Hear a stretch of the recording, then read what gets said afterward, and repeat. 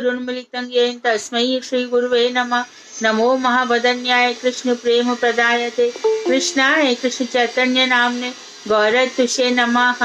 हे कृष्ण करुणा सिंधु दीन बंधो जगतपते गोपेश गोपिका कांत राधा कांत नमोस्तुते।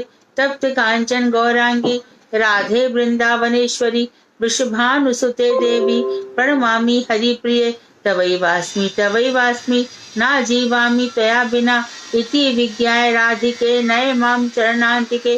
गुरुवे गौरचंद्राय राधिकायै तदालये कृष्णाय कृष्ण भक्ताय तद्भक्ताय नमो नमः। वाञ्छाकल्पतरुभ्यश्च कृपा सिन्धुभ्येव च पतितानां पावनेभ्यो वैष्णवेभ्यो नमो नमः। श्री कृष्ण चैतन्य प्रभु नित्यानंद श्री अद्वैत गदाधर शिवासादि श्री गौर भक्त वृंद। हरे कृष्ण कृष्ण कृष्ण हरे हरे हरे राम राम राम हरे हरे। मैं सर्वप्रथम ग्रंथराज श्री जयधर्म तदीय रचयिता सच्चिदानंद श्री भक्ति विनोद ठाकुर के श्री चरण कमलों में कोटि कोटि दंडवत प्रणाम कर उनकी अहेतु की कृपा की याचना करती हूँ। तत्पश्चात मदीय गुरु पाद्म पद्म परिव्राजकाचार्य वर जगत गुरु नित्य प्रविष्ट ओम विष्णुपाद अष्टोत्तर शत श्रीमद भक्ति वेदांत श्री नारायण गोसाई महाराज के चरण कमलों में असंख्य कोटि दंडवत प्रणाम कर उनकी अहेतु की कृपा की याचना करती हूँ। मैं नित्य प्रविष्ट प्रपूज्य चरण ओम विष्णुपाद अष्टोत्तर शत श्रीमद भक्ति वेदांत श्री बावन गोसाई महाराज के चरण कमलों में असंख्य कोटि दंडवत प्रणाम कर उनकी कृपा की याचना करती हूँ। मैं उपस्थित श्रोता मंडली वैष्णव वैष्णवी सभी के लिए यथा योग्य अभिवादन दंडवत प्रणाम। तो बहुत सुंदर प्रसंग चल रहा है और प्रसंग ये है शक्ति। तो शक्ति की जो बात है वो बहुत इम्पोर्टेंट है। तो भगवान श्री कृष्ण जैसा कि हमने ध्यान से पढ़ा था कि श्री कृष्ण की शक्तियां काम करती हैं, श्री कृष्ण निर्विकार रहते हैं। ये पढ़ा कि उनकी शक्तियां काम करती हैं। दूसरी बात हमने ये पढ़ी कि निर्विकार का अर्थ ये है कि संसार के किसी भी विकार से वो रहित है। तीसरी चीज हमने पढ़ी वो निर्लेप है, किसी चीज में लिप्त नहीं होते। जैसे कि आकाश से निकलने वाली वायु से आकाश लिप्त नहीं होता, उसी प्रकार से भगवान श्री कृष्ण सब में है लेकिन सबसे अलग है, क्योंकि उनके बिना कुछ हो नहीं सकता। फिर उनकी शक्तियों के विषय में पढ़ा कि उनकी संवित संधिनी आह्लादनी शक्ति है। इसी को संवित शक्ति को ज्ञान शक्ति कहते हैं, और जो आह्लादनी है ज्ञान शक्ति क्रिया, उसको क्रिया शक्ति कहते हैं, और संधिनी हो गई बल। तो इस तरह से ज्ञान बल क्रिया शक्ति है भगवान की। उसके बाद इनकी जो वृत्तियां हैं वो राधा जी में है, और राधा जी उनके लिए चिद्धाम इत्यादि प्रकट करती हैं, अंतरंग भावों को प्रकाशित करती हैं, व्रतधाम इत्यादि में वो ये लोग रहते हैं।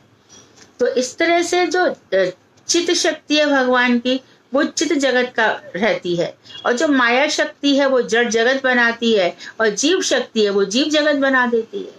तो भगवान की जीव शक्ति ने, तटस्था शक्ति ने हम जीवों को बना दिया, और जड़ शक्ति ने ये माया जगत बना दिया।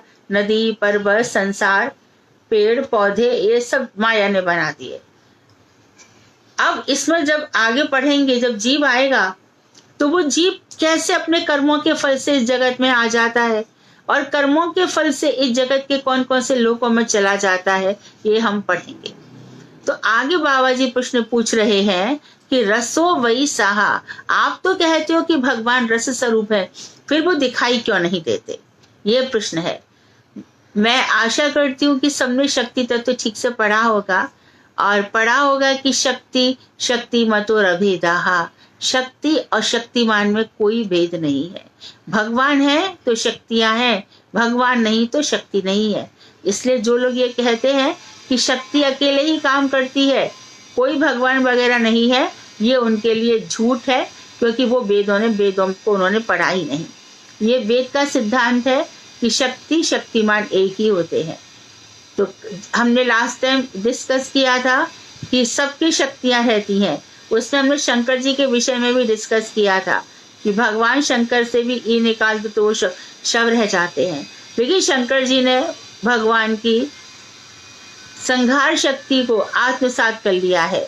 यद्यपि वो दिन रात भगवान की सेवा करते हैं, लेकिन भगवान के आदेश से उन्होंने तमोगुण को अपना लिया है और ब्रह्मा जी ने रजोगुण को अपना लिया है।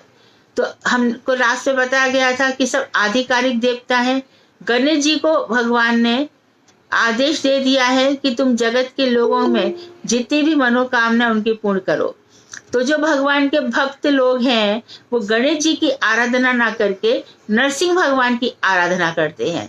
लेकिन नरसिंह भगवान की आराधना जो भजन है उसके विघ्न है उनको नष्ट करने के लिए होती है। जब हम नरसिंह भगवान से ये कहते हैं हमारे रोग दूर कर दो हमारे, तो वो हम एक तरह से गणपति की आराधना कर रहे होते हैं। जो अंतर्यामी भगवान है वो हमारे हृदय में विराजमान है, उनको सब मालूम है और बाकी जो कुछ भी है वो हमारा प्रारब्ध है। अब उस प्रारब्ध को भगवान इस जन्म में कितना नष्ट करेंगे, अगले जन्म में कितना बचाएंगे, या फिर पूरा की पूरा समापन कर देंगे दया करके, ये सब चीजें भगवान के ऊपर निर्भर करती हैं। तो भगवान ने ये भी कह रखा है आचार्यो माम बीजानियात, जो मैं हूं वो आचार्य जितने भी हैं वो मैं ही हूं, वो मैं ही हूं, कोई और नहीं है। गुरु और आचार्य में अंतर है। आचार्य लाखों लाखों लोगों का शिष्य हो जाते हैं, लाखों लाखों शिष्य उनके हो जाते हैं। और गुरु तो कई हो सकते हैं, दीक्षा गुरु है, चैत्य गुरु है, महंत गुरु है, कितने ही प्रकार के गुरु हैं। कभी कभी अचानक किसी किसी व्यक्ति को ये भावना आती है कि अचानक पता नहीं मुझे क्या हुआ और मैं जाकर के उनके चरणों में चला गया और वो मेरे गुरु निकले, तो वो चैत्य गुरु हैं। भगवान चाहते हैं कि अब इस व्यक्ति ने काफी सुकृति कर ली है पिछले जन्मों में, अब इसको भगवान के चरणों में ले जाना चाहिए। तो भगवान का भजन करने से क्या होता है कि धीरे धीरे संसार का कल्मश नष्ट होता चला जाता है। संसार का कल्मश बिल्कुल ही चला जाएगा और किसी चीज से नहीं जाता, किसी भी चीज से नहीं जाता। योगा कर लो, व्यायाम कर लो, कुछ भी कर लो। योगा करने वाले भी तो कितना कोशिश करते हैं कि हम कितना धन कमा लें, ये सब कर लें। जाने के लिए इतनी सारी तैयारियां हैं अगले जन्म के, और जो भक्त होते हैं वो अगले जन्म की तैयारी करते हैं कि मेरा जो कुछ हो गया सो हो गया, अगला जन्म तो मेरा ठीक हो जाए। भगवान श्री कृष्ण ने प्रण किया है कि मेरा भक्त श्रीमताम धीमताम के घर में जन्म लेगा और वहां से वो भजन करेगा। तो अधिकांश देखा गया है कि जो लोग भजन करते हैं उनके माता पिता भी धार्मिक होते हैं। किसी किसी जगह ऐसा भी देखा गया है कि माता पिता का मन भजन में नहीं होता, बच्चा निकल जाता है। तो ये भी भगवान की इच्छा है। विरोधी परिस्थितियों में भजन करना बहुत ही अच्छी बात है। भजन के बिना मनुष्य के जन्म में कुछ भी नहीं रखा, कुछ भी नहीं है, कुछ भी नहीं है। और भजन करते करते भगवान की कृपा से उनके विषय में सारी जानकारियां भी मिलती हैं। गीता में भगवान ने अपने विषय में बताया। 11वें स्कंध में उद्धव जी को भी भगवान ने बताया कि देखो किस तरह से मेरा भजन करना है। वहां उद्धव जी, जब भगवान यहाँ से जा रहे हैं तो उद्धव जी बोले कि मैं आपके बिना रहूंगा कैसे। तो उन्होंने कहा कि देखो मैं अपना सारा ज्ञान श्रीमद् भागवत में रख जा रहा हूँ, तुम लोग भागवत पढ़ना रसिक वक्ताओं से और फिर मेरे विषय में जानना। तो उद्धव जी को जब ज्ञान समझा रहे थे तो वहां मैत्रेय जी भी बैठे थे। मैत्रेय जी ने भी सारी बातें सुनी। जब भगवान वहां से आ गए तो और मैत्रेय जी से कहकर आ गए कि मैत्रेय तुम हरिद्वार चले जाओ, वहां विदुर आएगा और तुम उसको पूरी श्रीमद् भागवत सुना देना। और उद्धव जी से कहा कि तुम बद्रिकाश्रम में चले जाओ और गोपी भाव की प्राप्ति के लिए प्रयत्न करो। जब भगवान वहां पर चले गए तो मैत्रेय जी उद्धव जी से बोले, उद्धव तुमने एक बात पे ध्यान दिया, जब जब भगवान सारी बातें कहते रहे तुम्हारी तरफ तो देखते रहे, बातें तो उन्होंने मुझे भी सुनाई परंतु मेरी तरफ देखा तक नहीं। इसका कारण क्या है?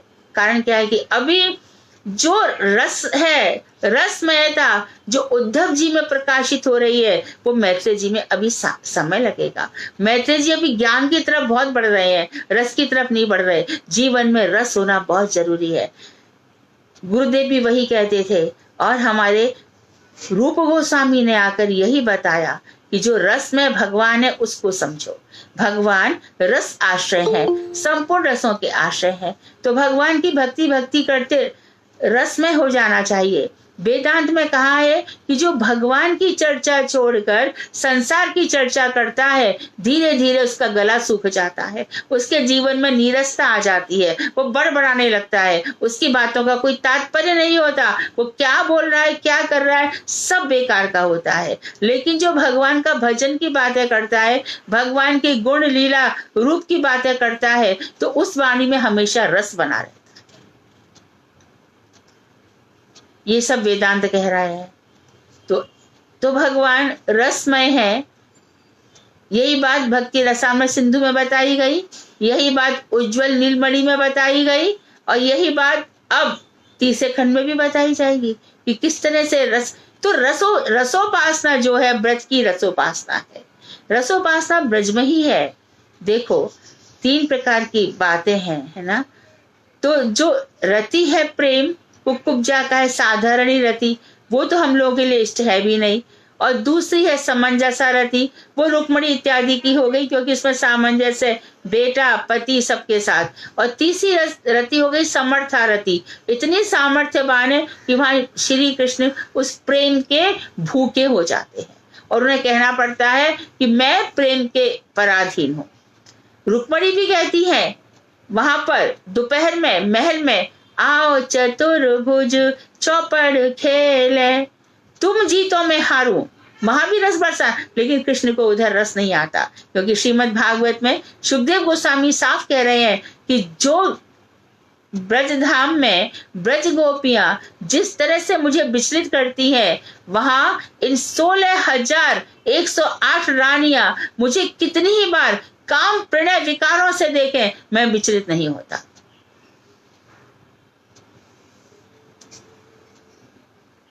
तो ऐसे जो रसमय भगवान है, उन रस की बातें अब हम पढ़ेंगे कि यद एतत् सुकृतम रसो वही सहा, तैत्तिरीय उपनिषद में कहा गया है, रस ही एव अयम लब्ध्वा आनंदी भवति, को ही एवान्यात्मका प्राणयात्, और यदेश आकाश आनंदो न स्यात् एष एव आनंदयति।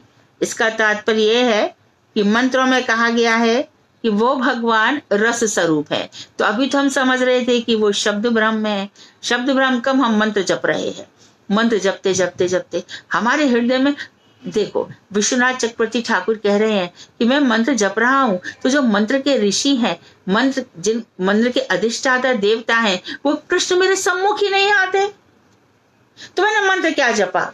मैं गोपाल मंत्र जप रहा हूं और जप रही हूं, और गोपाल मंत्र की महिमा के विषय में यह बताया गया है कि जो गोपाल मंत्र जपता है उसको वैराग्य आ जाता है, संसार छूट जाता है और श्री कृष्ण राधा से प्रेम होने लगता है। ये गोपाल मंत्र जाप करने की महिमा है, ये उसका प्रोसेस है, ये होगा ही होगा।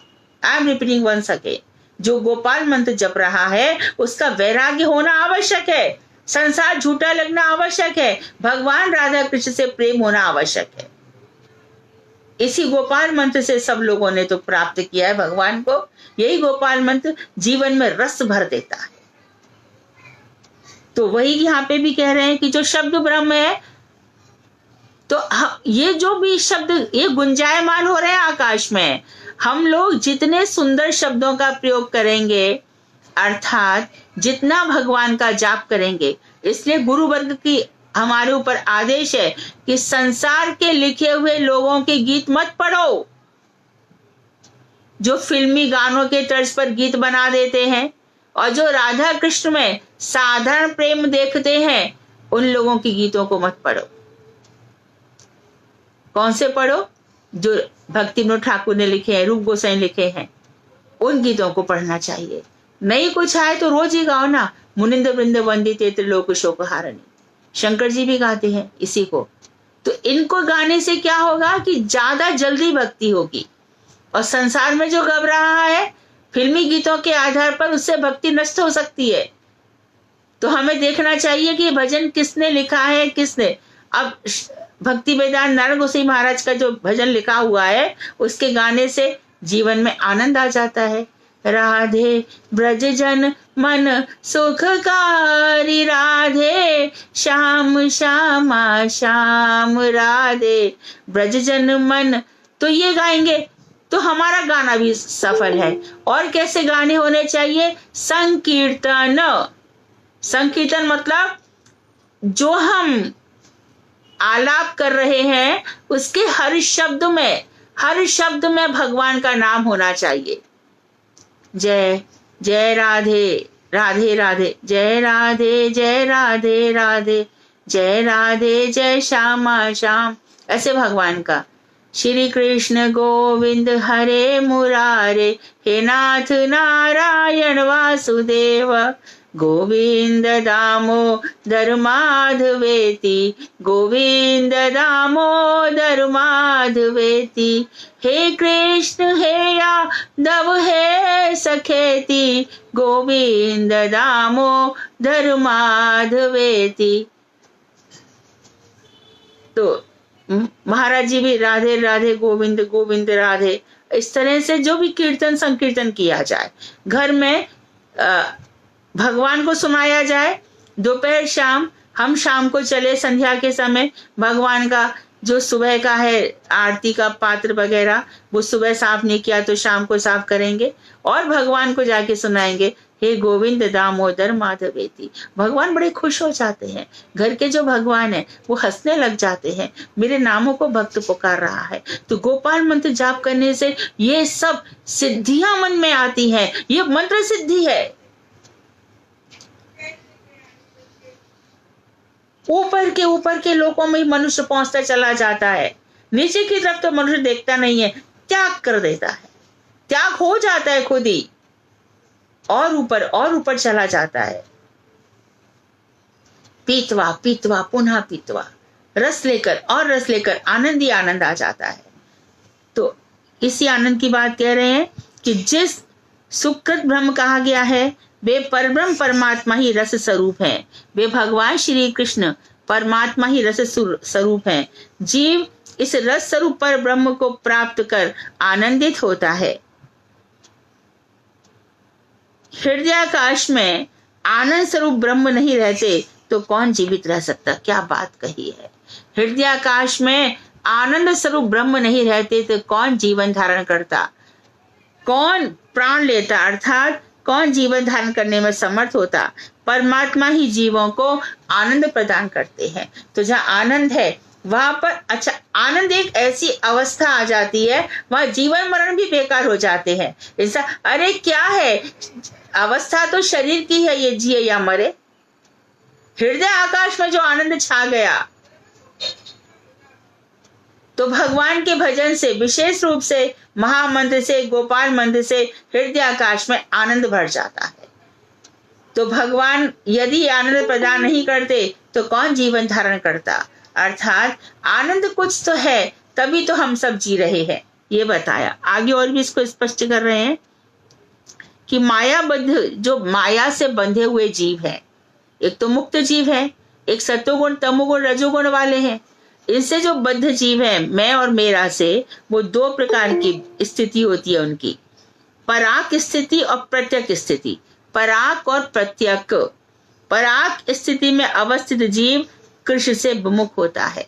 मायाबद्ध जीव में जो पराक मनुष्य है वो कृष्ण कृपा से विमुख होता है, वो संसार की और उलझनों में पड़ा रहता है। तो जिनको शुद्ध भक्त मिल गए, अर्थात हमारे लिए वो शुद्ध गुरु हैं, भगवान के शुद्ध भक्त हैं, वो मिल गए। और कुछ लोग यहाँ वहां चले गए, कहाँ चले गए, समझो उनकी बड़ी विचारों की दुर्गति है। भगवान का भजन भी नहीं है, गुरु भी बनाया है कहने मात्र को, और कुछ मिल भी नहीं रहा है। साहब ये बहुत अच्छे गुरु हैं, बहुत अच्छे गुरु हैं। गुरु है, कितने शिष्य बना लिए, इतने बन गए। इनमें से महान जो ऐसे कहाँ निकले जो खुद एक हजार लाखों को भी कृष्ण की महिमा सिखाते, उसको तो आचार्य माना जाएगा। जो ऐसे शिष्यों को खड़ा कर दे जो खुद लाखों को तैयार कर दे। स्वामी महाराज आए, नारायण गोसाई महाराज आए, भक्ति वल्लभ तीर्थ महाराज, कितने लोगों को भक्त बना दिया। ऐसा दूसरा तो कहीं भी नहीं मिलता है। क्यों नहीं मिलता? हम सब जानते हैं, स्त्री चाहिए, पैसा चाहिए, धन चाहिए, एक खुद भी भक्ति नहीं, दूसरों को भी नहीं। तो यहाँ जो भक्ति आ रही है वो आनंद प्रदान करने वाली है। तो ध्यान रहे कि जीव जो कृष्ण से विमुख है, मायाबद्ध जो स्थिति है, उसको कहते हैं पराक। पराक स्थिति में जीव भगवान श्री कृष्ण से विमुख होता है, अतः वह कृष्ण का सौंदर्य नहीं देख पाता। वह केवल माइक विषयों का चिंतन और दर्शन करता है। आप कितने लोगों को देख लो, आपकी बात हमें समझ में नहीं आती। माइक जगत, हम तो इस संसार में रह रहे हैं, इस संसार को ही हम जानते हैं। अरे कृष्ण है, ठीक है, क्या हो गया? ऐसे महामूर्ख भी है संसार में।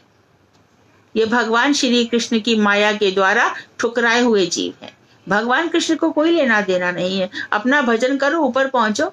हाँ, उनके पास जो आ रहा है वो उसका ध्यान रखेंगे, उनका ध्यान रखना भगवान का काम है। और जो भगवान की तरफ देख ही नहीं रहे वो क्यों रखे? भगवान ने तो अपनी माया सब जगह फैला रखी है। चंद्रमा का प्रकाश सबको मिल रहा है, सूर्य का प्रकाश सबको मिल रहा है, आकाश सबको मिल रहा है, पृथ्वी सबको मिल रही है, पर महामूर्ख देखो जाने कहाँ भाग रहे। तो वो क्या करेगा? कितना भी उसको समझाओ, वो माइक दर्शन और चिंतन करेगा। जबकि प्रत्यक स्थिति में तो एक स्थिति हो गई पराक और दूसरी स्थिति है प्रत्यक। प्रत्यक स्थिति में मनुष्य माया से परांगमुख और कृष्ण के प्रति उन्मुख होता है। वो माया की बातों को देख करके हंसता है ना। जैसे जे लोग क्या समझाते हैं, हम शमशान में ले जा रहे, राम नाम सत्य है। अब वो हंसेगा, घर गृहस्थी में आ रहा है तो देखो माया नाम सत्य है। सब कुछ समझ करके भी यक्ष के प्रश्न में जब ये पूछा गया कि संसार का सबसे बड़ा आश्चर्य क्या है, कि हम लोगों को मरते देखते हैं तब भी हम ये समझते हैं कि हमारी मृत्यु नहीं आएगी। अच्छा, और एक चीज है, वेदांत की बात मैं बता रही हूँ।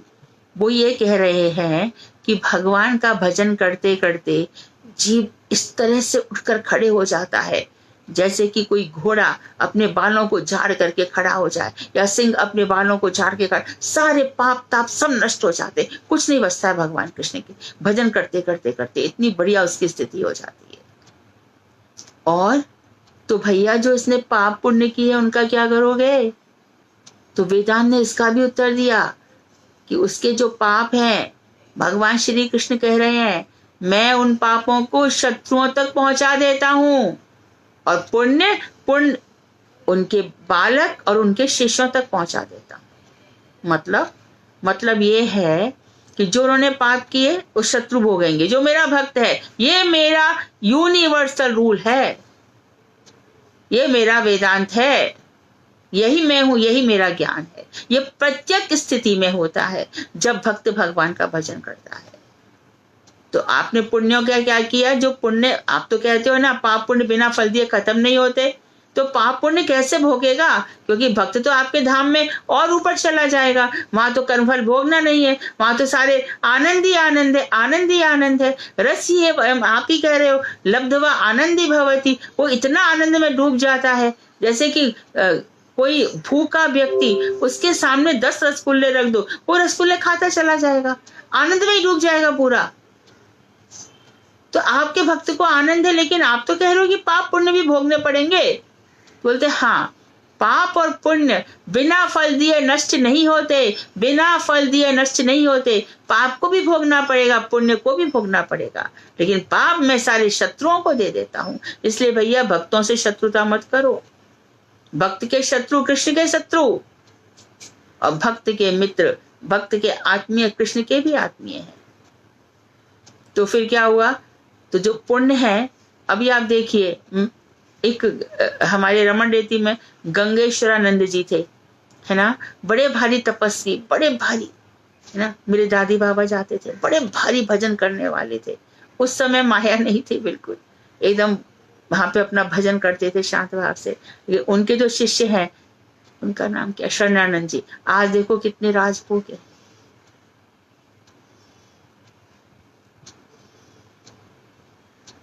तपेश्वरी सो राजेश्वरी, जहां बहुत तपस्या होती है वहां पैसा भी बहुत आता है।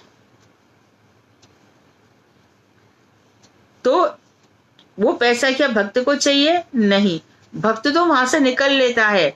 भक्त का जो प्रियजन होता है उसको वो प्राप्त हो जाता है।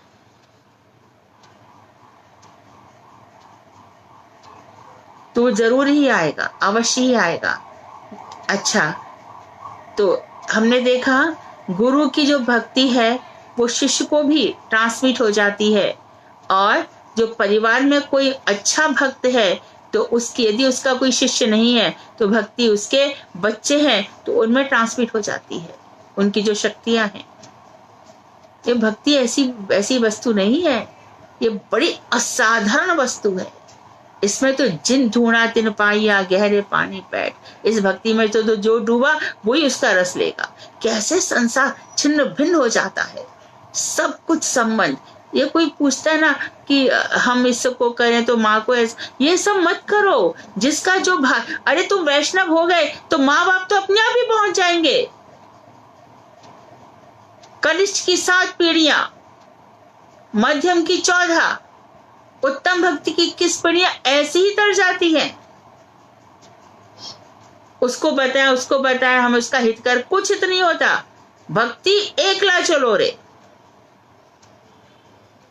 महाप्रभु जी भी जब वृंदावन जा रहे थे तो सनातन गोस्वामी ने उनसे कहा था कि आपके साथ इतनी भीड़ जा रही है, ये मार्ग इतने सारे लोगों का जाने का नहीं है। एक जो 2 जन हो गए जो अपनी भक्ति को बढ़ा रहे हैं, भक्ति का चिंतन कर रहे हैं, हमें वो रास्ता नहीं पता, चलो आप ही बता दो, वहां तक ठीक है। तो कृष्ण के प्रति ये व्यक्ति उन्मुख होते हैं, अतः कृष्ण को रस रूप दर्शन करने में समर्थ हो जाता है। कठोपनिषद में कहा गया है, परांची खाने वाला श्लोक बहुत सुंदर है। इसका अर्थ है कि सुनो, स्वयं प्रकट होने वाले परमेश्वर ने समस्त इंद्रियों को बाहर की ओर जाने वाली बनाया है। इसको अच्छी तरह से समझ लो। जो हमारी इंद्रियां हैं वो कहाँ की तरफ जा रही है? बाहर की तरफ। बाहर का रस चाहिए, कानों को, नाक को, कोई भी आंख को, सबको बाहर का दृश्य चाहिए, सुनने को, देखने को, सूंघने को। अर्थात इसलिए जीव इंद्रियों द्वारा प्राय बाहर की वस्तुओं को ही देखता है। इंद्रिया बहिर्मुख है तो बाहर क्या हो रहा है उसकी निगाह जाएगी। वह अपने हृदय में अवस्थित भगवान को नहीं देख पाता। कस्तूरी कुंडल बसे मृग ढूंढे बनमार, ऐसे घट घट राम है दुनिया देखे ना। बाहर की तरफ तो बहुत देखने जाता है। कस्तूरी मृग की नाभि में ही रहती है, कहीं और, पर सुगंध से इतना मतवाला हो जाता है, ये सुगंध कहाँ से आ रही है, कहाँ से आ रही है, चारों तरफ ढूंढता रहता है।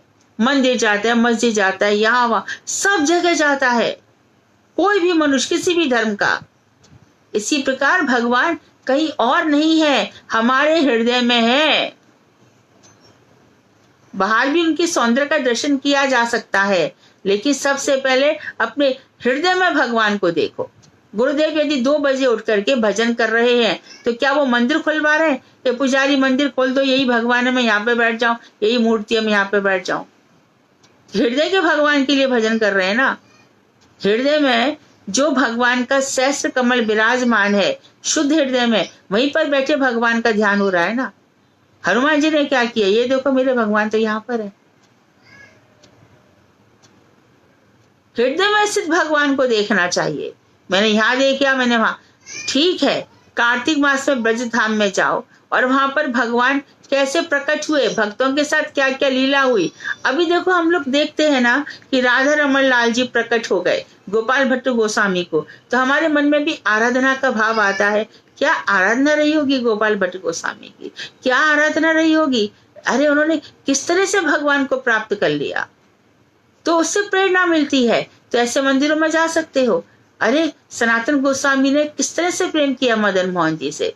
अरे चक्रवर्ती ठाकुर ने देखो, गोकुलानंद जी स्वयं आ गए, हमारी सेवा करो। राधा दामोदर से ऐसे शिक्षा मिलती है, जहां जहां जाएंगे। लेकिन पहले अंदर भी देखना चाहिए, ऐसा वेदों में कहा गया है।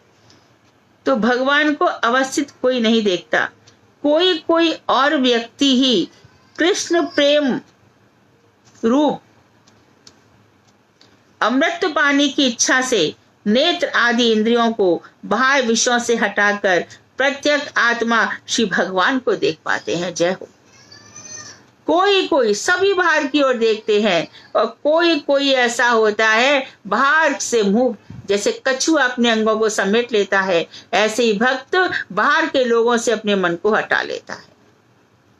ना तो शादी, ना तो ब्याह, ना तो बर्थडे, ना तो ये, ना तो वो, ये सब जो कुछ भी है उसका मन नहीं लगता वहां पे। कैसा प्रपंच है, कैसे मेरे समय की बर्बादी है। तो ऐसी आत्मा धीरे धीरे शुद्ध होती जाती है, वो प्रत्यक्ष बनता चला जाता है, उसका मन भाई विषयों से बिल्कुल हट जाता है। ब्रजनाथ कह रहे हैं कि रसोई भाषा इस वेद मंत्र में जिसे रस मूर्ति बताया गया है वे कौन है? तो गोपाल तापनी में कहा गया है रस स्वरूप तो एक ही है, वो गोपाल।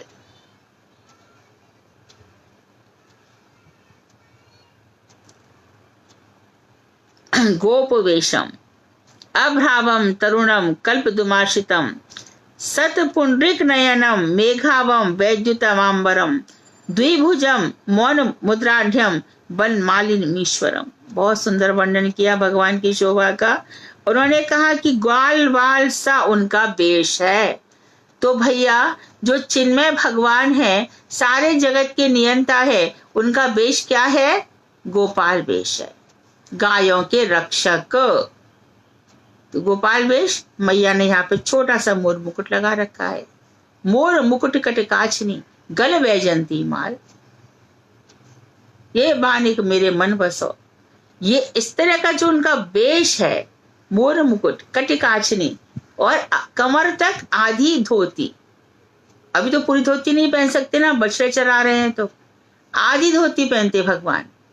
गले में वैजंती माला है। वैजंती माला का अर्थ क्या होता है? वन के जंगल, वन के 5 पुष्पों से, वन में जो फूल उगते हैं उनके 5 पुष्पों से बनी माला वैजंती माला होती है। इसलिए आपने देखा होगा मंदिरों में भगवान को एक सिंगल माला ना पहना करके कई प्रकार की माला गूंथ देते हैं। ग्वाल बाल तो उनमें पत्ते भी लगा देते हैं। कन्हैया तुम्हें सजाते हैं तो किस किस तरह से वो सजा देते हैं, है ना। तो ये उनका ग्वाल वेश है, हमेशा पीली धोती पहनते हैं। लेकिन जब रस की चर्चा आएगी, हमारी प्रियाजू के साथ जब वो रमण करेंगे, तब की बात और है भाई। तो गोपाल वेश है। और राधा जी भी भगवान श्री कृष्ण को प्यार से क्या कहती हैं? हे बनमाली। तो राधा जी को भी उनका गोपाल वेश ही अच्छा लगता है। धीर समीरे यमुना तीरे बसती बने बनमाली। धीर समीर है, यमुना का किनारा है, यहाँ पर बनमाली वास करते हैं। तो ये उनका गोपाल वेश। और क्या है देखिए, नूतन जलधर के समान श्याम वर्ण है।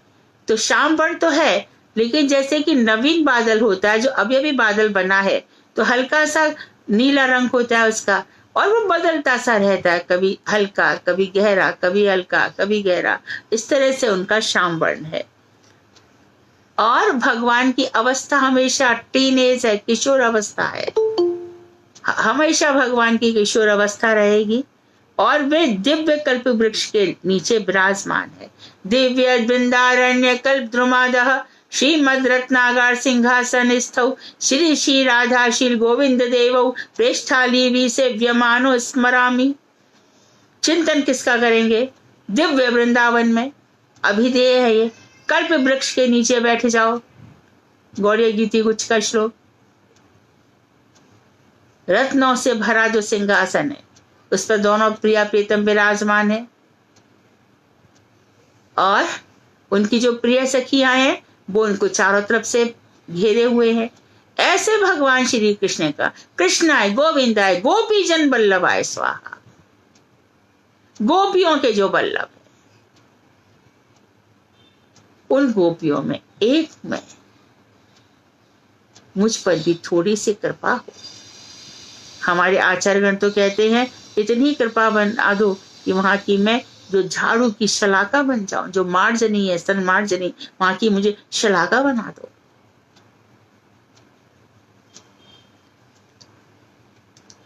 अच्छा, उनके अंग और विकसित श्वेत कमल के समान उनके नेत्र हैं। तो जो सफेद आंखें हैं उनकी, जैसे कोई सफेद कमल विकसित हो जाता है, ऐसे उनके सुंदर सुंदर नेत्र हैं। उनके श्री अंगों की कांति नवीन मेघ के समान श्याम है। वे विद्युत सदृश तेजोमय पीतांबर धारण किए हुए हैं, बिजली के समान चमकता हुआ। जैसे बिजली कड़कड़ाती है नीले आकाश में, तो भगवान का शरीर हो गया नीले रंग का, और बिजली हो गई, पीतांबर हो गया बिजली। ध्यान रहे कि जैसे बादल में बिजली कड़कड़ाती है, उसी प्रकार से भगवान के नीले शरीर में पीतांबर चमचमाता है। उनकी द्विभुज मूर्ति है, 2 भुजाएं हैं और ज्ञान की मुद्रा में स्थित हैं, ज्ञान की मुद्रा में, ठीक है। गले में पैरों तक लंबी बनमाला शोभा पा रही है। वे श्री कृष्ण ही सबके ईश्वर है, तो पैरों तक उनकी बनमाला लटकी हुई है। तो इस तरह से भगवान का दर्शन कराया। तो यही रस स्वरूप है, यही भगवान भक्तों के प्यार में इतने लुट जाते, अपने आप को लुटा देते हैं, बंसी ले लेते हैं। जब खूब प्रेम कर लेते हैं और इतना प्रेम करके घनघोर रात्रि में गोपियों को बुलाते हैं और बुला करके प्रेम बढ़ाने के लिए कहते हैं, स्वागतम वो महाभागा, आओ देवियों, तुम्हारा स्वागत है। किम ते प्रिय करवाणी, क्या प्रिय करूं तुम्हारा। गोपियां बोली, आधी आधी रात को बुलाते हो और इस तरह से बात करते हो। भगवान श्री कृष्ण कह रहे हैं, रजनी घोर ऐशा, इतनी घोर रात है और तुम लोग चली आई, हिंसक जीवों से भरा हुआ रास्ता है, तुम लोग लौट जाओ। कृष्ण, क्या तुमने हमें इसलिए बुलाया था? तुमने वचन दिया था कि तुम हमारे साथ रास करोगे, हम तो जिनको छोड़ आए उनके पास तुम लौटा रहे हो। अरे सचमुच के पति तो आप हो, हम इन पतियों से क्या प्रेम करें जो संसार के उलझे हुए हैं। गोपियों ने कई तरह की बातें बनाई और भगवान को उनमें उलझा करके रख दिया। भगवान कहते हैं कि मैं गोपियों तुम्हारे प्रेम का ऋण नहीं चुका सकता। अरे सुदामा को तो चलो दे दिया, धन धान दे दिया, उलझा दिया, अपने से दूर भगा दिया, गोपियों को तो ये सब नहीं चाहिए। वहां तो ऐश्वर्य की अधिष्ठात्री लक्ष्मी को भी ये भाव नहीं मिलता। इतने सुंदर श्याम सुंदर, और जब तिरछी मुद्रा त्रिभंग मुद्रा से बंशी बजाते हैं तो उनके सौंदर्य को देख करके कौन पीछे की तरफ मुड़ेगा। उसी सौंदर्य तो सबको दीवाना बना रखा है। नीलावर्ण और पीतांबर और बंशी, मोर मुकुट कटिकाचनी, इतना सुंदर शरीर कौन देखे इस संसार को। अभी इतना सुख, इतना आनंद है वहां पर। तो ब्रजनाथ बोले, मैं समझ गया कि श्री कृष्ण स्वरूप ही चित्त जगत के नित्य सिद्ध स्वरूप है। श्री कृष्ण स्वरूप चित्त जगत, यानी माइक जगत नहीं, चित्त जगत।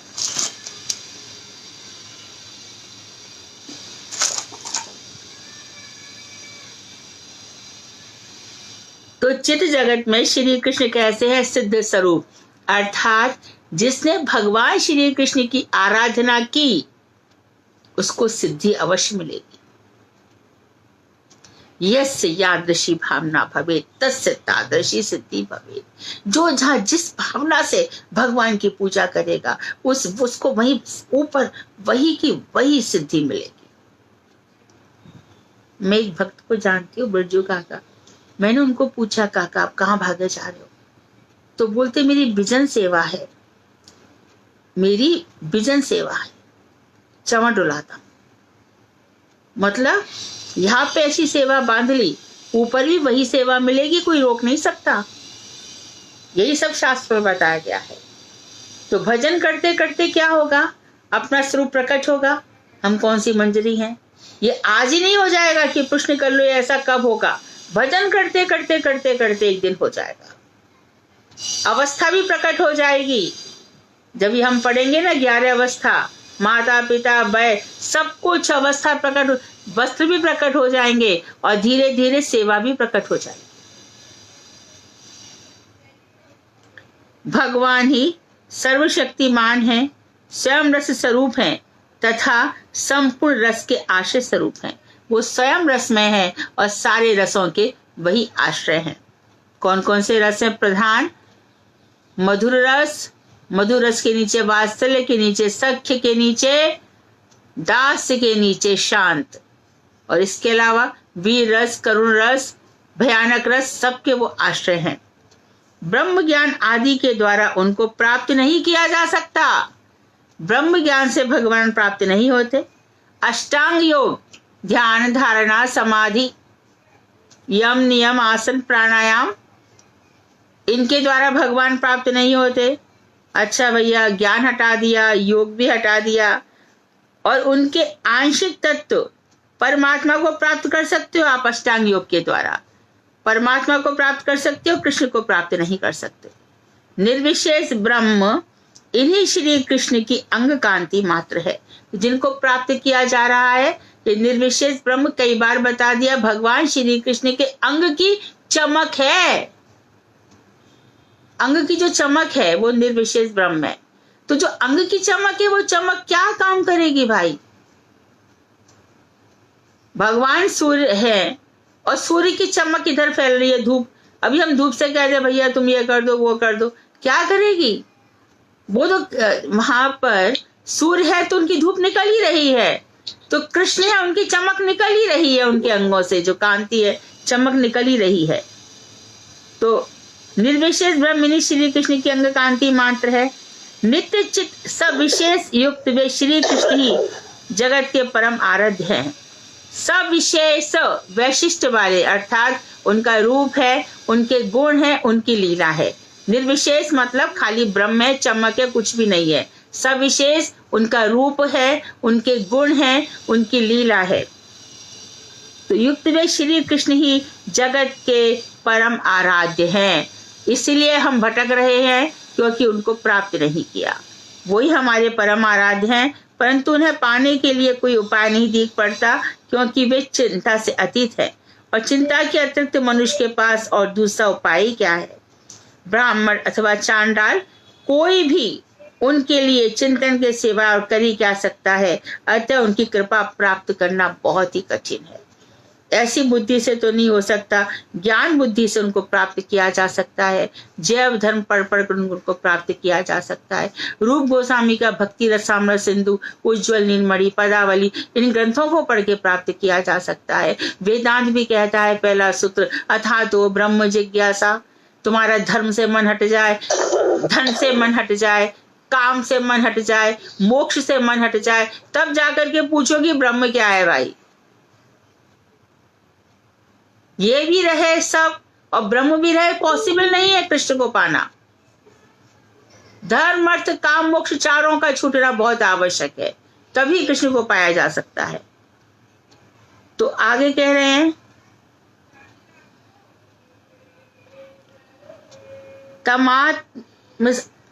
तमात्मस्थम यनुपश्यन्ति धीरास्तेषां शांति ही शाश्वती नेतरेषाम।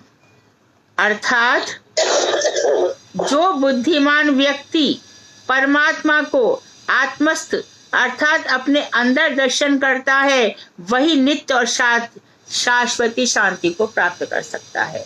तो यहाँ पर बार बार कह रहे हैं कि अपने अंदर में भगवान को देखो, अपने हृदय के अंदर। बाहरी देखने वालों को हृदय में भगवान के दर्शन नहीं होंगे। इसलिए गुरुजी हर बार परिक्रमा में कहते थे कि परिक्रमा तो हम करते हैं। जैसे कि हम अक्सर बातें करते रहते हैं कि गोवर्धन परिक्रमा के लिए गए और वहां पे जाते ही चिंतन ना जाने किन किन चीजों का हो रहा है, ऐसा रास्ता है, वैसा रास्ता है, ये है वो है।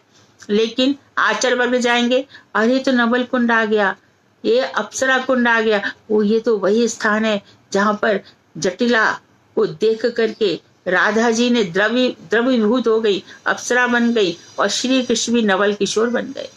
उनको लीलाओं की चिंतन से ही फुर्सत नहीं होती। और मूर्ख लोग कभी बंदरों। हरे कृष्णा, हरे कृष्णा। Any problem? कोई बात है? संतोषी दीदी अपना माइक बंद कर लो। अच्छा, अरे भाई माइक बंद करो, डिस्टर्ब मत करो।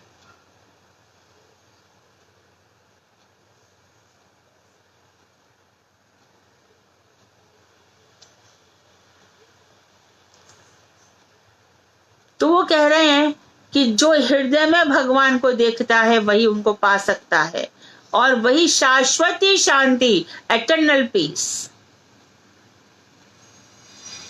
हमेशा हमेशा के लिए शांति हो जाती है। और ये भी कह दिया उसी को होती है, दूसरों को नहीं। देखो ऐसे चलो,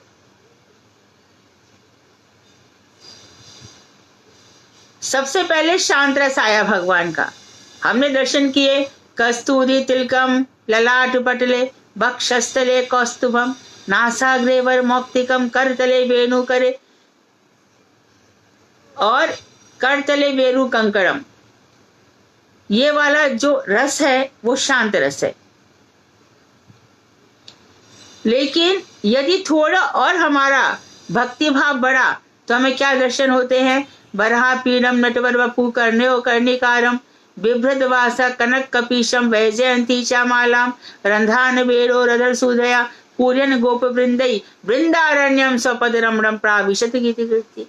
तो अभी तो हमको परमात्मा के दर्शन हो रहे थे, लेकिन मन नहीं भरा था। मन नहीं भरा तो हमको क्या ध्यान आने लगे? मोर पुगुट पीताम्बरधारी। वो भी अकेले अकेले नहीं जम रहे, तो उनके साथ में कौन है? किशोरी जी। किशोरी जी के उन्होंने कंधे पे हाथ रख रखा है, और अपना जो हाथ रखा है उस पर जो लीला कमल है वो उसको घुमा रहे हैं।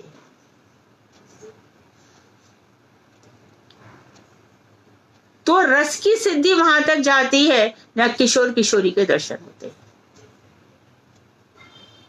तो ये बात तो क्लियर हो गई है कि भैया ब्रह्म है, वो जो चमक है, परमात्मा एक अंश के रूप में हमारे हृदय में और जगत में विराजमान है। उनसे हमारा मन नहीं भरता, फिर भगवान श्री कृष्ण रस स्वरूप है, तो शांति उन्हीं से मिलेगी। आगे वो और भी कह रहे हैं कि उन्हें आत्मस्थ कर निरंतर देख पाने की शाश्वती शांति पाई जा सकती है, परंतु उन्हें किस उपाय से देखा जाए यह भी तो बताओ, यह समझ में नहीं आता। तो बाबा जी कह रहे हैं कि कठोपनिषद में कहा गया, क्या बताओ, बहुत ही very very very very important श्लोक हम पढ़ रहे हैं। नायम आत्मा प्रवचेन लभ्यो ना मेध्याना बहुना श्रुतेन यमावेश वृणुते तेन लभ्य तस्यैष आत्मा विवृणुते तनुम स्वाम। इसका अर्थ ध्यान से सुनो, क्या कह रहे हैं? यह पर ब्रह्म परमात्मा ना तो प्रवचन से प्राप्त होता है, बहुत सारे प्रवचन सुन लिए और बोल दिए, कह दिए, उससे भी प्राप्त नहीं होता। प्रवचन चलो इसको भी आउट कर दो ना, बुद्धि से, अपनी कितनी भी बुद्धि लगा लो, होशियारी लगा लो, सियानापन दिखा लो, कुछ नहीं होगा। अच्छा, फिर शास्त्रों के पढ़ने से नहीं हो सकता, तो किसको प्राप्त होंगे? जिस पर वो कृपा करेंगे, जिस पर वो कृपा कर स्वीकार करते हैं, उसी के निकट अपने आप को विशेष रूप से प्रकट करते हैं। तो कृपा कैसे मिलेगी? आगे प्रश्न है। श्रीमद् भागवत में भी कहा गया है कि अथापि ते देव पदाम्बुजद्वय प्रसाद लेशानुग्रहित एव ही जानाति तत्त्वं भगवन महीनो ना चाने को अपि चिरम विचिन्वन। इसका अर्थ बता रहे हैं, हे देव, जो व्यक्ति आपके चरण कमलों का तनिक सा भी कृपा प्रसाद प्राप्त कर सकता है, आपके चरण कमलों की कृपा, तो आपके चरण कमलों की कृपा कहाँ से मिलेगी? फिर से वही हरि गुरु वैष्णव, तीनों को प्रणाम करो, उत्तम वैष्णव की सेवा करो। माधुर्य कादम्बनी में भी यही लिखा है। तो जैसा वो कह रहे हैं वैसा कर लो, मिल जाएगी कृपा। अच्छा, उससे अनुग्रहित हो जाता है, वही आपकी सच्चिदानंदमयी महिमा का तत्व जान सकता है। कौन? जो व्यक्ति आपके चरण कमलों का तनिक सी कृपा प्रसाद प्राप्त कर लेता है। तो भगवान की कृपा किस पर है? उसके लक्षण हैं। पहला तो ये बहुत कृपा पात्र हो गया। दूसरा लक्षण ये है कि उसको सच्चिदानंदमयी महिमा का तत्व जान सकता है। जो तत्व आज आप लोग जान रहे हैं, ये सब भगवान की कृपा प्रसाद है। भगवत कृपा प्रसाद के बिना ये तत्व नहीं आ सकता। अच्छा, दूसरा, कोई भी ज्ञान वैराग्य आदि अपने साधनों के द्वारा बहुत समय तक भी अनुसंधान क्यों ना करता रहे, वह आपकी महिमा के यथार्थ तत्व को नहीं जान सकता। तो रसिक भक्त के मुख से कथाएं सुनकर यह तत्व आ सकता है, और खुद से ज्ञान विज्ञान से कर ले, कई जन्मों तक करता रहे तो भी नहीं आएगा। ये रस की और भाव की बात है भाई, और ये रस छल छला ना जाए। जो रस बरस रहा है उसको बांटकर हृदय में बंद कर लो, शांत हो जाओ, चुप हो जाओ, बाहर से आंखें बंद कर लो।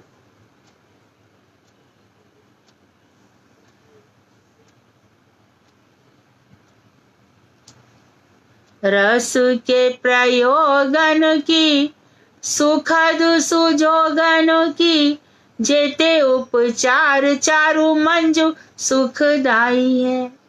तिनके चलावन की चर्चा चलावे कौन, देत न सुदर्शन यो सुध बिसराई है।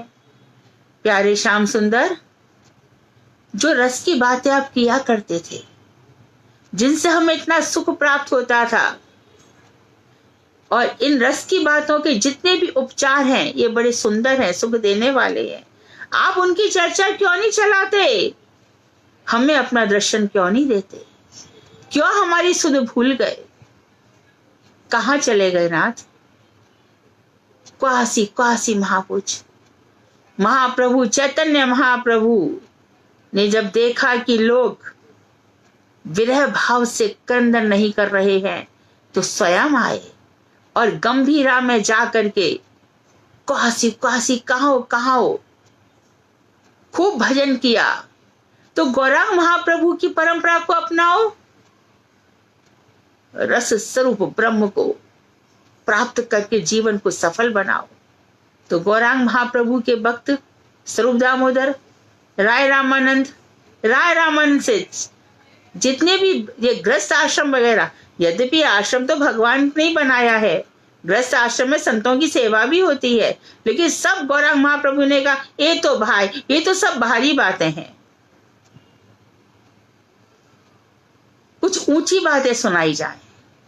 तो ऊंची बात सुनाते सुनाते कि हमारी जो राधा जी है वो भगवान श्री कृष्ण को 3 स्नान कराती हैं, लावण्यामृत, तारुण्यामृत, कारुण्यामृत, करुणा बरसाती हैं, अपनी तरुणाई का अमृत उन पर बरसाती हैं, अपने सौंदर्य का अमृत उन पर बरसाती हैं। तो जो रस की चर्चा है, रस की चर्चा ही राधा कुंड है भाई।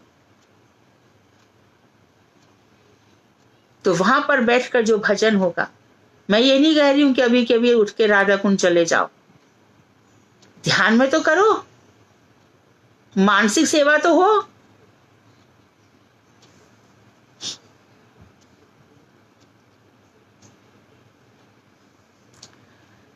तो यही नहीं समझ में आता, तो उन्होंने कहा कि देखो कृपा प्रसाद मिल जाएगा तब मिलेगा। और उसके बाद भगवान ने बताया कि हे देव, जो व्यक्ति आपके युगल चरण कमलों का, ये हमने पढ़ लिया था, वही आपकी महिमा को जान सकता है। तो आगे कह रहे, बेटा मेरे प्रभु बड़े दयालु हैं, उन समस्त आत्माओं के भी आत्मा है। श्री कृष्ण को अनेक शास्त्रों से पढ़ सुनकर अथवा आर्ग्यूमेंट द्वारा जिज्ञासा से भगवान मिलते हैं भाई। क्यूरियोसिटी होनी चाहिए, आर्ग्यूमेंट नहीं। तीक्ष्ण बुद्धि द्वारा अथवा अनेक गुरु करने से वे प्राप्त होंगे, ऐसा कुछ भी नहीं है। वे तो उसी को प्राप्त होते हैं और उसी के सामने अपना सच्चिदानंद घन स्वरूप प्रकाश करते हैं, जो उन्हें श्री कृष्ण को मेरा श्री कृष्ण ऐसा स्वीकार कर लेते हैं। मेरे तो आधार है श्री राधे के चरणार बिंद, मेरे तो आधार है श्री श्यामा के चरणार बिंद, राधे के चरणार बिंद, श्यामा के पादार बिंद, राधे के चरण।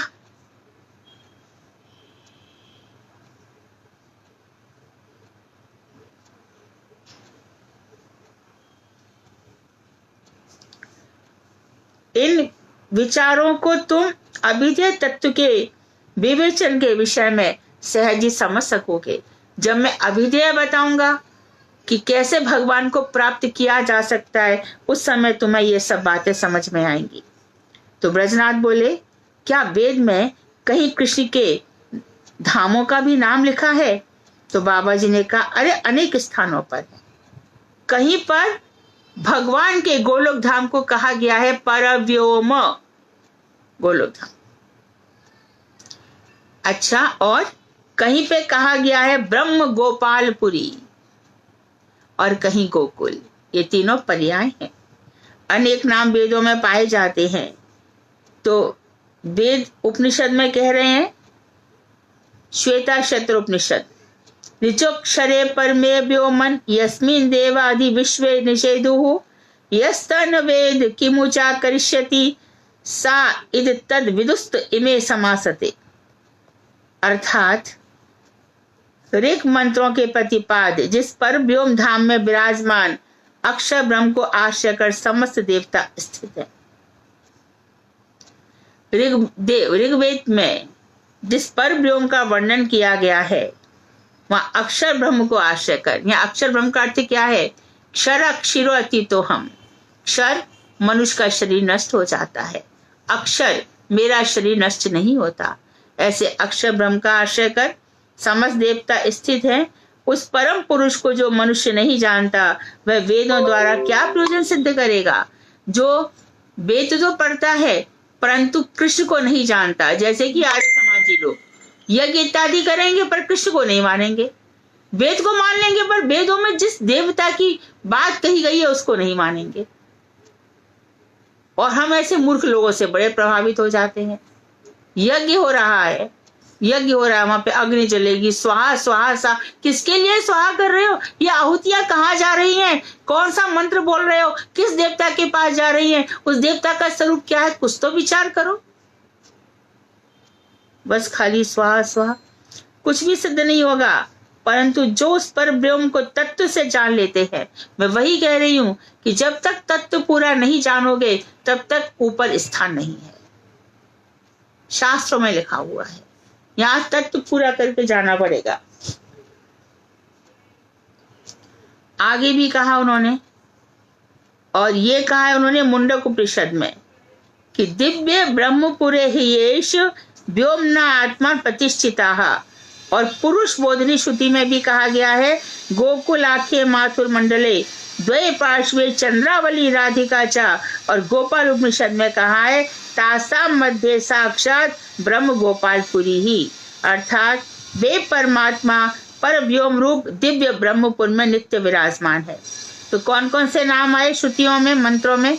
परव्योम आया, वापस फिर ब्रह्मपुर आया, तीसरा गोपाल नामक मथुरा मंडल में भगवान की एक ओर श्रीमती राधिका है और दूसरी ओर राधिका के ही शरीर से काया से प्रकटित चंद्रावली विराजमान है।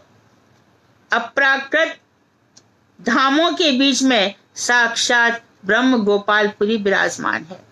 तो भैया वहां से हम ब्रह्म गोपालपुरी से बहुत नीचे तक जनलोक, तपलोक, सत्यलोक, स्वर्गलोक, अंतरिक्ष लोक से भी बहुत नीचे इस जगत में आए हैं। फिर भी ये जगत अच्छा है। कर्म प्रधान विश्व रचि राखा, जो जस कीन तस फल चाखा। यहाँ पर जो जैसा कर्म करेगा उसको फल मिलेगा। तो जगत में आ जाओ, चांस मिल गया भक्ति के लिए। और योनियों में तो भोग भोगने पड़ते हैं। देवता योनियों में सुखी सुख मिल जाएगा, और नीचे नरकों में तो कुकर शुकर, पेड़ पौधे, पत्ते पत्थर जाने क्या बना देंगे। अहिल्या जी से जरा सी गलती हो गई, अहिल्या को फिर भी अहिल्या तो गौतम ऋषि की पत्नी थी, तो भगवान श्री राम आगे उद्धार के लिए। हमारा उद्धार कौन करेगा? जिन पत्थरों पे नाम लिखता है वो सब पत्थर तर जाते हैं। तो हमारे शरीर रूपी, हृदय रूपी पत्थर पे नाम अंकित होना चाहिए। खूब जम के भजन करना चाहिए। उसके बाद फिर गोपालपुरी और ब्रह्म गोपालपुरी के, तो भगवान की धामों के नाम क्या क्या हो गए? परव्योम, ब्रह्म गोपालपुरी और माथुर मंडल में गोकुल धाम। परव्योम, गोकुल धाम, माथुर मंडल में ब्रह्म गोपालपुरी। आज कथा को विराम देते हैं। वांछा कल्पतरुवश्य कृपा सिंधु बेवचा पतितानां पावनेभ्यो वैष्णवेभ्यो नमो नमः। हरे कृष्णा दीदी, दंडवत प्रणाम। हाँ जी। और दीदी जैसे अभी बोल रहे हैं कि ना शास्त्रों से ना मतलब जो भी हाँ। 2-3 चीजें बताई, तो अगर हम जैसे शास्त्रों का थोड़ा सा वहाँ से हाँ बिल्कुल भगवान सही से कह रहे पहले नहीं तो हैं। पता यहाँ पर ये कह रहे हैं कि शास्त्र तो पढ़ते रहे, सारे पुराण पढ़ते रहे, सारी जिंदगी पढ़ते रहे, भजन कुछ किया नहीं। हाँ जी, लेकिन मतलब जैसे मेरा तो क्वेश्चन ये है कि अगर जैसे अभी ये जो श्लोक वगैरह है या जो भी है, मतलब ये शास्त्रों से ही तो मतलब होते हैं ना कि हाँ हाँ, शास्त्र योनित्वाद, ये बात सही है, लेकिन कुछ लोग खाली पढ़ते ही रहते हैं, उनके लिए है। पढ़ना तो है हमें, लेकिन जो किताबी कीड़े होते हैं उनके लिए ये कहा गया है। अच्छा, हाँ जी, ठीक है दीदी, धन्यवाद। हाँ, हरे धन्यवाद कृष्ण, दीदी। हरे कृष्ण।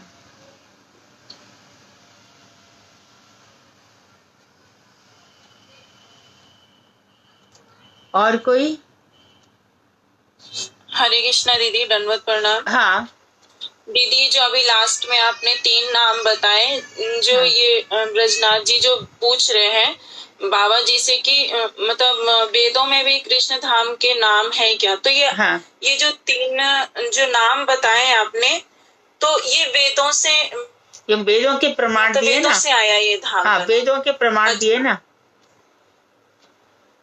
अच्छा, वेदों में ये प्रमाण है 3 धाम हाँ, कृष्ण हाँ, के, हाँ। 3 धाम के नाम। हाँ अच्छा, और फिर आपने एक बार फर्स्ट में लिखा है सर, आपने वो बताया ना पराग मुख्य, इसका नहीं समझ में आया दीदी, कौन थोड़ा सा सा? समझा दो। कौन सा?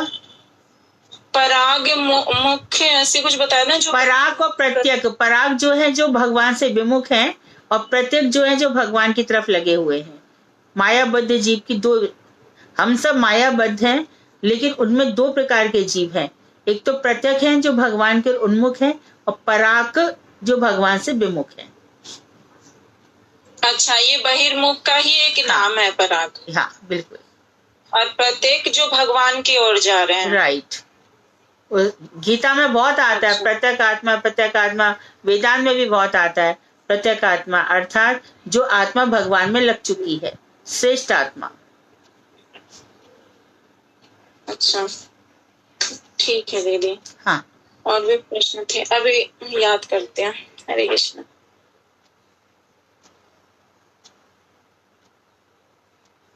और कोई?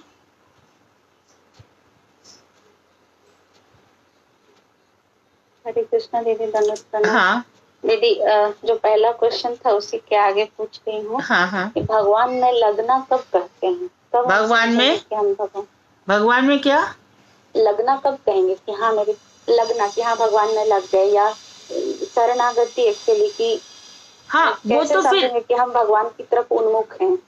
तो वो तो अपना हृदय ही बता देता है ना कि हम, उन्होंने कहा कि चिंतन ही एक रास्ता है कि 24 से 24 घंटे हम भगवान के चिंतन में लगे हैं, तो वही तो लगना हुआ। भगवान को छोड़ के कुछ और सोच रहे हैं, तो इसका मतलब अभी देर है।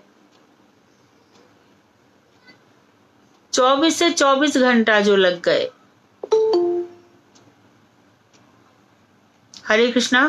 ठीक है। हाँ, हरे कृष्णा दीदी। हाँ, कोई और हृदय में कुछ और आता ही नहीं भगवान के अलावा।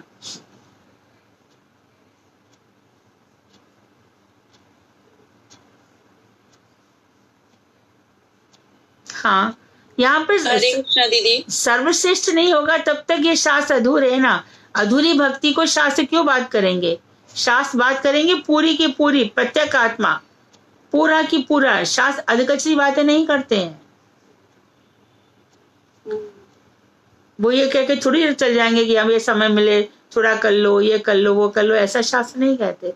वो तो पूरा लगाएंगे। अपने आप को समर्पण कर दो, पूरी शरणागति, संपूर्ण समर्पण, ऐसा है। हाँ, क्या बोल रही थी रूबी तुम?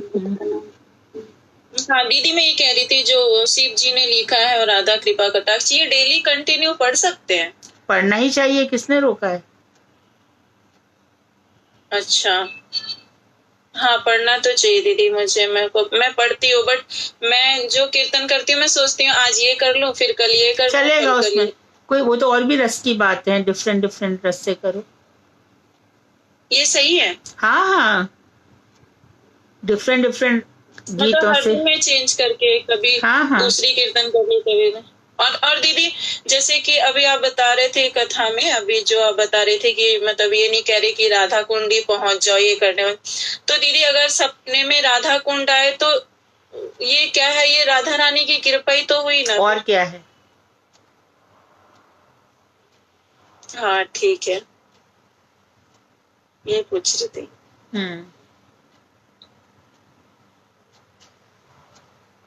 दीदी हरे कृष्णा।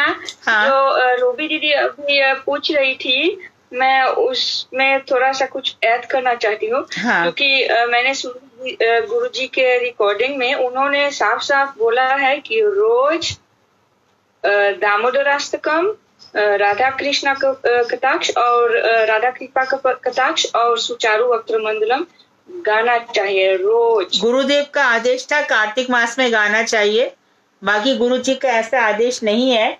कि गुरुदेव कहते थे गौड़ीय गीति गुच्छ में जितनी भी स्तुतियां हैं, ललिता अष्टक है, वृंदा देवी का है और महाप्रभु जी का है, षड गोस्वामी का है, सब गा सकते हैं सब।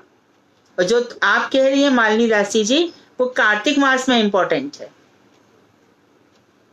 अच्छा, तो जब कार्तिक मास नहीं है तो नहीं गाना चाहिए? नहीं गा सकते हैं, ऐसा कभी नहीं कहा गा सकते, पर और भी तो गाने चाहिए ना। हाँ अभी हाँ, वृंदा देवी का अष्टक गाना ही चाहिए। अपराध, हम लोग कितने सारे अपराध करते हैं, तो वृंदा देवी हमारे अपराध को काटे है ना। भक्त्या विहीना अपराध लक्ष्य क्षिप्ता से कामादि तरंग मध्य, तो मैं कामादि तरंग मध्य में फंसा हुआ हूँ, भक्ति बिल्कुल नहीं है, लाखों अपराध है, तो आप मुझे उनसे निकालो, कृपामयी त्वं शरणं प्रपन्ना वृंदे नमस्ते चरणारविंदम। तो ये भी करना चाहिए। ये कभी नहीं कहा गया है कि 4-5 गीतों से सिमटे रहो। कार्तिक मास में गुरुदेव कहते थे। हाँ, नहीं, मेरा मतलब ये था कि कम से कम यही तीनों रोज ही, क्योंकि मैंने वो रिकॉर्डिंग मैंने सेव किया। नहीं, आपकी बात ठीक है, कोई प्रॉब्लम नहीं है इसमें, लेकिन रूबी भी ठीक कह रही है कि डिफरेंट डिफरेंट स्थितियां भी गानी चाहिए, क्योंकि समय होता है तो ठीक है, और समय नहीं हो तो फिर अभी मानो मैं आज सुचारू वक्त मंडलम गा रही हूँ, तो भगवान श्री कृष्ण का मुझे अच्छा लग रहा है, अधरम मधुरम वदनम मधुरम मधुराधिपते रखिलम मधुरम, आज मैंने ये गा लिया, फिर वापस सुचारू वक्त मंडलम गा लिया, तो इसमें कोई बुराई नहीं। अच्छा दीदी, थैंक यू दीदी, बहुत ब्यूटीफुल कथा था, बहुत अच्छा लगा मेरे को सुनने को। हाँ, थैंक यू। हरे कृष्णा। और मेरा एक प्रश्न है, दीदी पूछ ही लेती हूँ मैं, क्या पूछो। करूं दीदी? जैसे कि मेरा मंगला आरती खत्म हुआ, तुलसी परिक्रमा किया मैंने, तो मठों में दीदी सब एक दूसरे को प्रणाम करते, सारे ब्रह्मचारी को, सन्यासी को, जो भी हो जैसे भी हो, तो दीदी मैं तो मठ कंटिन्यू हो नहीं पाएगा।